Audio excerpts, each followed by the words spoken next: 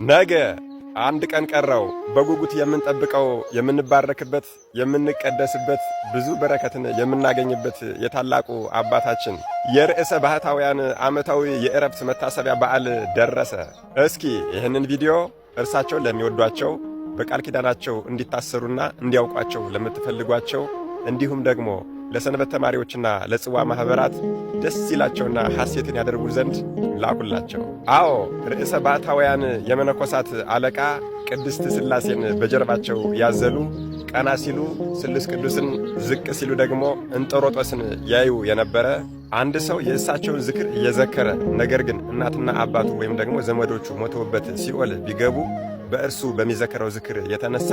እናትና አባቱንም ሆነ ዘመዶቹን ሲኦል ገብተው አውጥተው የብርሃን ከተማ የሚያስገቡ ታላቅ አባት ምንም አይነት በጎ ምግባር የሌለው ሆኖ ነገር ግን የእርሳቸውን ዝክር ሲዘክር የነበረና ምን መዘከር ብቻ ሊዘክር አስቦ ንስሐ ሳይገባ ከዚህ ዓለም በሞት ቢለይ ዝክሩን ለመዘከር በማሰቡ ብቻ ርስተ መንግሥተ ሰማያትን የሚያወርሱ ታላቅ አባት 60 አናብርትና 60 አናብስት በፊት በኋላ በቀኝ በግራ እየተከተሏቸው የእግራቸው ትቢያ ትኩስ ሥጋ ሆኖላቸው ያንን እየተመገቡ ሲኖሩላቸው የነበሩ ታላቅ አባት 562 ዘመን ሲኖሩ ምንም አይነት እህልና ውሃ ያልቀመሱ ሰማያዊ ህብስትና ጽዋን ብቻ መልአኩ እያወረደላቸው በማሽተት ብቻ ይጠግቡ የነበረ መጀመሪያ ከእናታቸው ማህፀን ሳይወጡ መርጧቸዋልና እዛው እናታቸው ማህፀን ውስጥ እያሉ 10ን ማዕረጋት ፈጽመው የወጡ እሳቸው ራሳቸው እሳት ናቸውና በመብረቅ ላይ ሲፈልጉም ደግሞ በደመና ላይ ካልሆነም በንፋስ ላይ ተጭነው ይሄዱ የነበረ ከእናቶች ማህፀን ከወጡት ሁሉ መጥምቀ መለኮትን የሚያክል እንደሌለ ሁሉ እርሳቸውን የሚመስል የሌለ የእኔን ግርማ አጎናጽፌሃለሁና ቅዱሳን ወዳጆች በሚያዩ ጊዜ ከአክብሮት የተነሳ ይፍሩ ይደንግጡ የተባሉ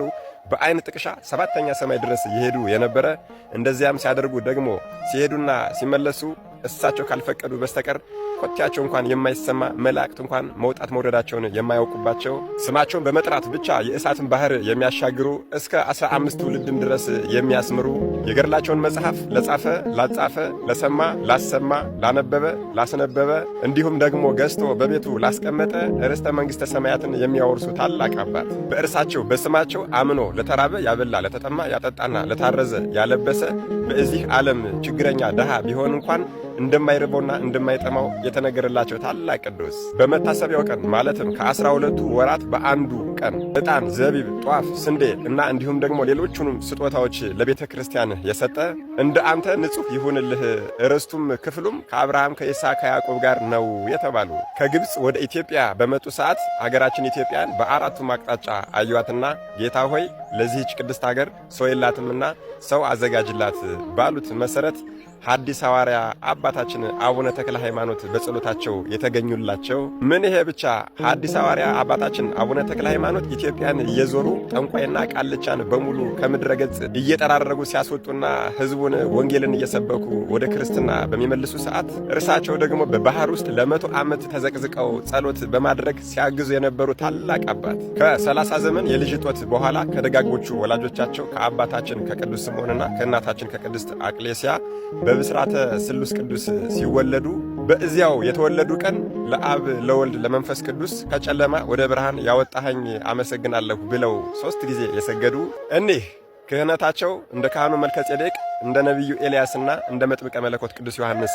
የሆነላቸው መጋቢት 29 ተጸንሰው ታኅሳስ 29 በጌታ ልደት ቀን ተወልደው መጋቢት 5 ዕረፍታቸው የሆነው እመቤታችን ወዳጄ የምትላቸው ነቢያትና ሐዋርያት ዘመዳችን የሚሏቸው መላእክትም ወዳጃችን እያሉ በክንፋቸው የሚያቅፏቸው የነበሩት መዓዛቸው የተለየ ስለነበረ የሚቀመጡበትን ጫካ ሁሉ ይሞላውና ያውደው የነበረ እነዛ 60 ነብሮችና 60 አንበሶች እንዲሁም ደግሞ ሌሎች የዱር አራዊቶች እንደ ሰው ይታዘዙላቸው ነበረ ጸሎት በሚያደርጉ ሰዓትም ደግሞ ቀጥ ብለው ቆመው አብረዋቸው ጸሎት የሚያደርጉ ለጸሎት ገና እጃቸውን ዘርግተው ቀና ሲሉ 7ቱ ሰማያት እንደ መጋረጃ ተገልጾላቸው ቅድስት ሥላሴን በአንድነትና በሶስትነት ይመለከቱ የነበረ ዮሐንስ ወልደ ነጎድጓድ ዮሐንስ ፍቁረ እግዚ ዮሐንስ አቡ ቀለምሲስ የተሰጠው ቅድስት ሥላሴን በአንድነትና በሶስትነት የማየት ጸጋ ለእሳቸውም ተሰጧቸው የነበረ ጌታም ከባለሟልነታቸው የተነሳ በእየቀኑ እየመጣ ይገለጽላቸውና ወዳጄ ምን እንዳደርግልህ ትፈልጋለህ? እስኪ የልብህን መሻት ንገረኝ በሚላቸው ሰዓት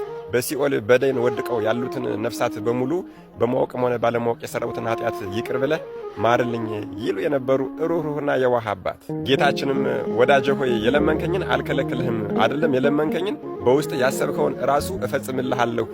ይላቸው የነበሩ መታሰቢያን ያደረጉ ትንሹንም ትልቁንም ሁሉ እምርልሃለሁ የተባሉ በእየቀኑ የጌታን ሕማማትና አርብ ቀንን እያሰቡና እያስታወሱ 400 ሺህ ስግደት እየሰገዱ ቀኝ ፊታቸውን 300 ግራ ፊታቸውን 300 በድንጋይ ጥፊ ይመቱ ነበር። መድኃኔዓለም ኢየሱስ ክርስቶስም በዚህ ተጋድሏቸው የተነሳ በተወለድኩበት በተጠመቅኩበትና በተነሳሁበት በእነዚህ 3ቱ ቀናቶች 1000 ነፍሳትን ከሲኦል አወጣልሃለሁ የተባሉ የኢትዮጵያን ሕዝብ በሙሉ ማርልኝ ብለው በዝቋላ ገዳም ለ100 ዓመት በባህር ውስጥ ተዘቅዝቀው የጸለዩ በዚያም ደግሞ 700,300 የሚሆኑ አጋንንት በፍላጻና በሱፋጭ ድንጋይ ሲዋጓቸው የነበረ ከ100 ዓመት በኋላም መድኃኔዓለም ኢየሱስ ክርስቶስ መጥቶ ኢትዮጵያን ምሬልሃለሁ ከእናቴ ከቅድስት ድንግል ማርያምም ቀጥሎ አስራት አድርጌ ሰጥቻለሁ ብሎ ቃል ኪዳን የገባላቸው እኒህ እንደ ሰው ተፈጥረው እንደ መላእክት የኖሩ ርዕሰ ባህታውያን አባታችን አባ አቡነ ገብረ መንፈስ ቅዱስ ነገ